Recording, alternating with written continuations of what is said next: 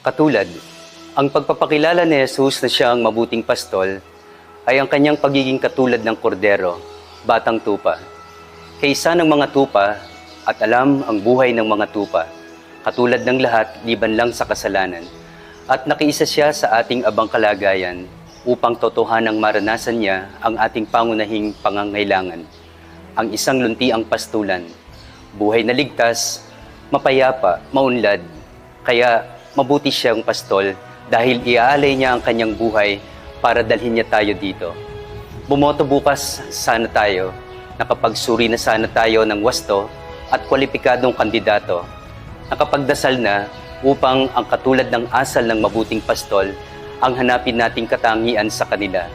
Katulad ng mabuting pastol na mag-aalay ng kanilang buhay at hindi tayo ang iaalay sa ngalan ng huwad na larawan ng kanilang nilikhang pastulan, gatasan para sa kanilang kabusugan.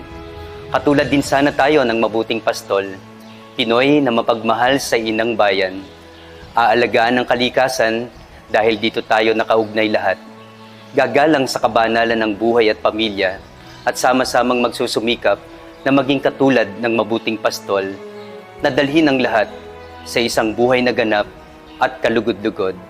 Katulad, isang salita sapagkat sandigan natin kanyang salita.